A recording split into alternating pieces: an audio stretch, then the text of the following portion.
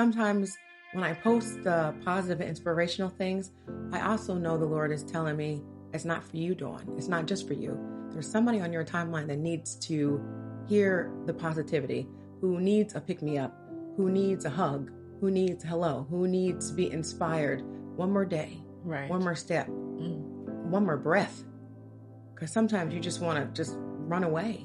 Right. And you can't. What's under that confidence that, it'll be okay. And you said it, which is if you truly do trust God, if you happen to be a Christian and you truly do trust God, then do you really? Or not? Yes. Do you really? Or absolutely. Because I remember, and I write about this in my book, I was there nonstop until I almost passed out, like you said. And hindsight being 2020, that was not the right approach. Now, I needed to be there a lot. We needed to have shifts, but I overdid it. And the reason I say that is because I remember a girlfriend of mine saying to me very clearly that God will have you where you need to be when you need to be there. That's wonderful. I'll restate it. God will have you where you need to be when you need to be there. Still focus being on God is in control and will therefore move you, Rochelle, one of the chess pieces, right? To where you need to be when that move needs to be made. And I finally did internalize that later on over the time I was caring for Dom, and started to be able to step back every so often because there were other things that I really needed to do, right? And learning a better balance around caregiving. So I like to hear that because balance around caregiving is really difficult to do. It really is. It's extremely difficult to do. Now, tell me about this story about one of them being in the hospital, and then just when you thought you could take your breath, something else happened. They're in the hospital within months, I think maybe a month of one another. And I figure, okay, I'm done with the hospital visits. I don't have to come back. And the next thing I know, one of them is going back in. Now, when you're in that situation where you're like, okay, you just think, because I know this feeling, where you're just like, okay, we just got out of the hospital. I'm going to take a breath. I can get that massage or whatever. Yes. Right. And then something else happens. What do you say to yourself in that moment? Because, clearly we won't say, a cuss word, God forbid, but what do you say to yourself in that moment? I think I literally cried out to God. I'm like, right.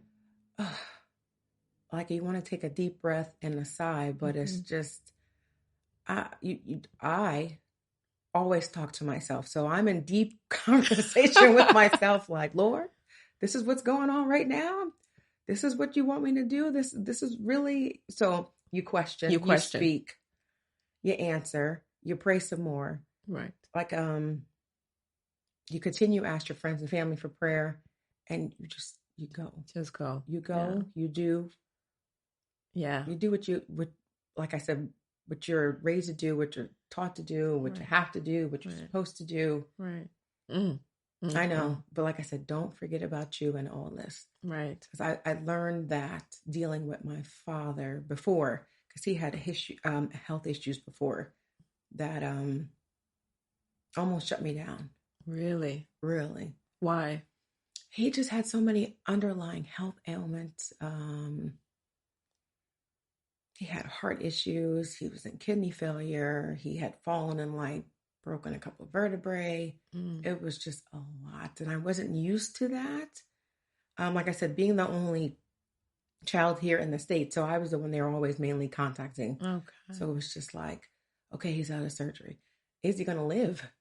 I'm like, all these things you think about and you don't want to think about, but it's your life. It's reality.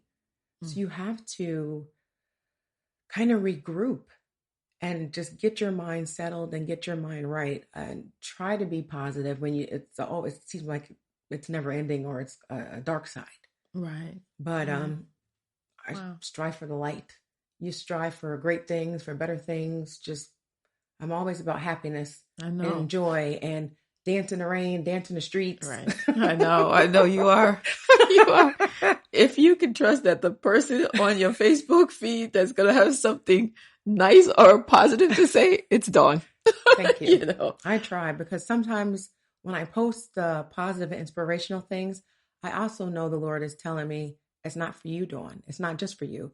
There's somebody on your timeline that needs to hear the positivity, who needs a pick me up, who needs a hug, who needs hello, who needs to be inspired. One more day, right. One more step, one more breath.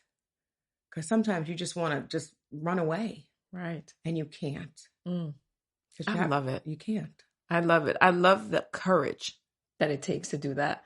Because honestly, when I was caregiving, I don't know that I had all of that. Now, perhaps more so. But in the moment, I can't say that. And it's just refreshing because we don't usually see caregiving that way.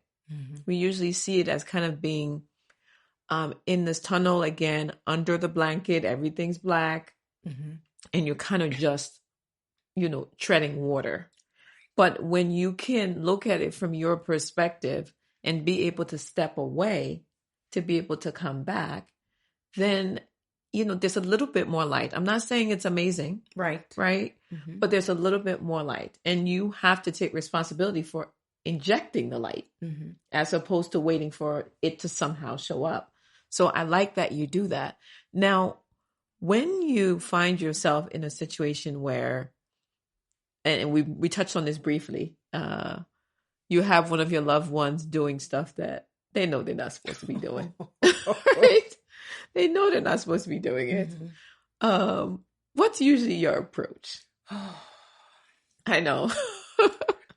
I try not to seem like I'm nagging them, but it's my way of caring. I'm like, are you supposed to be having that? We're going to try this. We're going to switch up. Right. We're going to add this in. We're not going to do this. Or, maybe today you can do all this, but tomorrow you got to get back on track. Keep them accountable. Yes. Because if not, then what?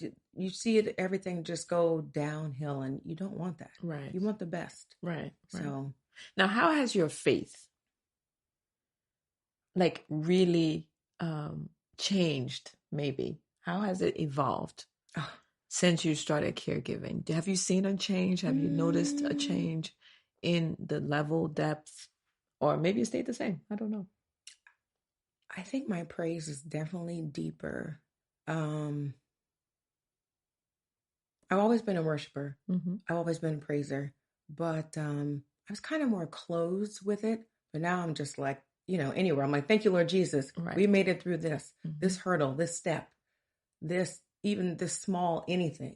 And I always say to, actually a lot of friends, you have to look at the bigger picture. You just can't take everything for face value. You can see it one-sided, but there's a bigger picture. Even though especially now during COVID, I go, I don't want to be at work. I said, Dawn, you have a job. I said, they called you back to work. Still people are laid off. Still people are going to get their food from the food pantries. So I always try to step back and look at the bigger picture. So many people have it a lot worse. So when I open my mouth and start to complain, or I say mumble to myself about this, that, and that, I said, wait a minute. There's a lot of people who have it worse off than you, believe it or not. Or there's some people that are just in your shoes and don't have any type of outlet to anyone to help them, to reach out to, and they don't know what to do, who to talk to, or anything. And they're just at their lowest of the low.